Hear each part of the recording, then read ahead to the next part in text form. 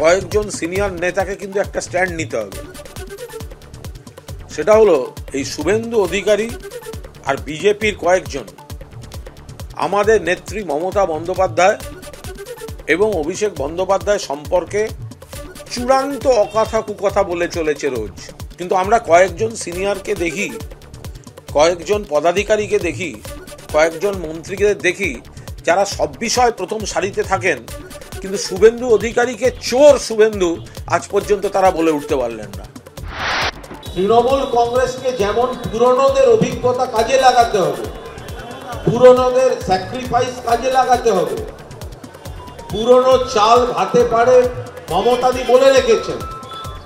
আবার পুরনোদের মধ্যে যাদেরকে আরো সামনে আনা উচিত আরো বেশি করে আনতে হবে তাদেরকে সামনে। আমরা মুখে বলবো পুরনোদের, আর যারা সত্যিকারের তৈরির সময় থেকে সঞ্জয় বক্সির মতো লোকেরা, সেই মানুষেরা তারা পিছনের সারিতে চলে যাবেন। তাহলে পুরনো বলতে কারা? তাহলে কি পুরনো বলতে ৩-৪ জন শুধু? এভাবে হয় না। এই নির্বাচনে অভিষেক বন্দ্যোপাধ্যায় যদি লড়াই করেন, নিশ্চিতভাবে আমার ধারণা তিনি লড়াইয়ের ময়দান থেকে পিছিয়ে যাবেন না। যদি লড়াই করে তাহলে মমতা বন্দ্যোপাধ্যায়কে সামনে রেখেই লড়াই করবে।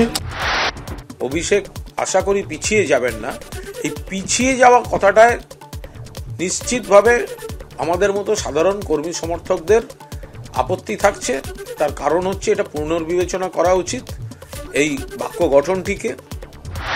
বাক্যের মধ্যে কটাক্ষগুলো দেখুন, যে নৈহাটিতে তো গেলে ক্যাচকলা নিয়ে এলে, আসলে যেটা কুণাল ঘোষ বলছে না, কুণাল ঘোষ হচ্ছে মুখোশ, পেছনের মুখটা তো ভাইপো।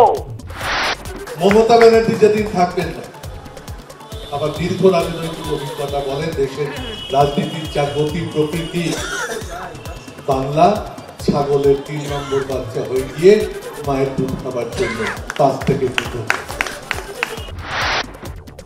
ছাগলের তৃতীয় সন্তান হয়ে যাবে, এটা তো ওনার বলা সাজে না। উনি কেন বললেন? উনি বক্তৃতা করে চলে গেছিলেন, তাই উনি যদি আরেকটু থাকতেন আমি সামনে বসে ওনাকে ভাব সম্প্রসারণটা শুনিয়ে দিতাম।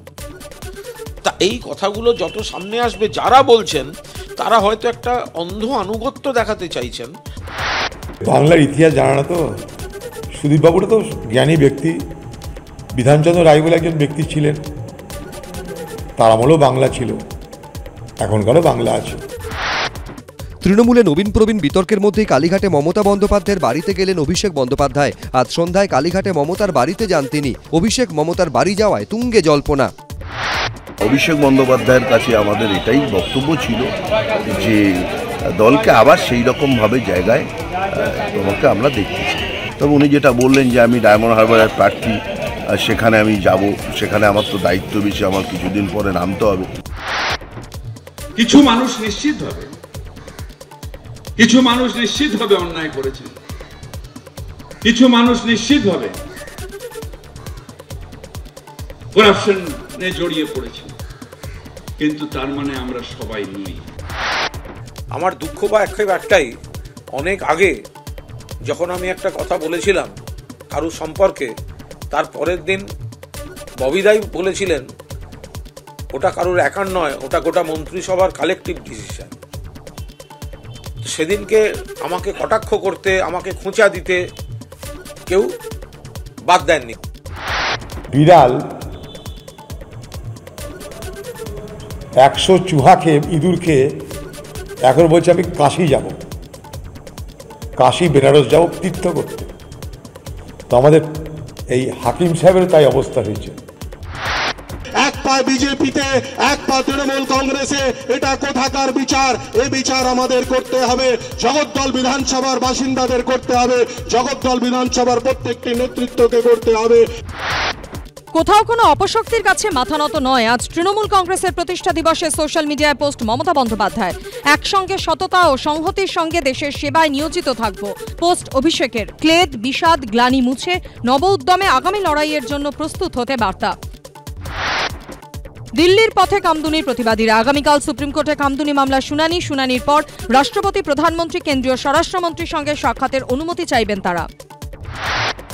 22শে জানুয়ারি অযোধ্যায় রাম মন্দিরের উদ্বোধন করবেন প্রধানমন্ত্রী। সেই আবহেই নতুন বছরের প্রথম দিন থেকে 15ই জানুয়ারি পর্যন্ত ঘর ঘর যাত্রা কর্মসূচি নিয়েছে বঙ্গ বিজেপি। রাজনৈতিক মহলের একাংশের অভিমত, রাম মন্দিরের আবেগকে কাজে লাগিয়ে ভোটের আগে পালে হাওয়া কাটতে চাইছে বিজেপি। 22শে জানুয়ারি রাম মন্দিরের উদ্বোধন, তার আগে নতুন বছরের প্রথম দিন রাম জন্মভূমিতে পুণ্যার্থীদের ভিড়। দেশের বিভিন্ন প্রান্ত থেকে এসেছেন ভক্তরা। বিশ্ব হিন্দু পরিষদের তরফে আজ থেকেই রাম মন্দিরের প্রসাদী চাল এবং আমন্ত্রণপত্র বাড়ি বাড়ি বিলি করার কাজ শুরু হয়েছে। রাম মন্দির, উত্তরপ্রদেশের মুখ্যমন্ত্রী যোগী আদিত্যনাথ ও রাজ্যের এসটিএফ প্রধানকে বোমা মেরে উড়িয়ে দেওয়ার একটি হুমকি মেল এসেছে। প্রেরক নিজেকে পাক গুপ্তচর সংস্থা আইএসআই এর সঙ্গে যুক্ত বলে দাবি করেছে। এর প্রেক্ষিতে অযোধ্যা নগরীতে নিরাপত্তার কড়াকড়ি খবর সূত্রের। তীব্র ভূমিকম্পে কেঁপে উঠল জাপান। রিক্টার স্কেলে কম্পনের মাত্রা 7.6। ভূমিকম্পের ফলে ভয়াবহ সুনামির আশঙ্কা। জাপানের পশ্চিম উপকূলে আছড়ে পড়ল বিশাল ঢেউ। 5 মিটার উঁচু সুনামির ঢেউ আছড়ে পড়তে পারে বলে আশঙ্কা আবহবিদদের। জাপান জুড়ে জারি করা হয়েছে সতর্কতা। নতুন বছরে ইসরোর মুকুটে জুড়ল নতুন পালক। অন্ধ্রপ্রদেশের শ্রীহরিকোটার Satish Dhawan space research centre থেকে মহাকাশে পাড়ি দিল এক্সপোস্যাট। এটি দেশের প্রথম এক্স-রে পোলারিমিটার স্যাটেলাইট। মহাকাশে 50টিরও বেশি উজ্জ্বলতম শক্তির উৎসকে পর্যবেক্ষণ করার কথা এই মহাকাশযানের।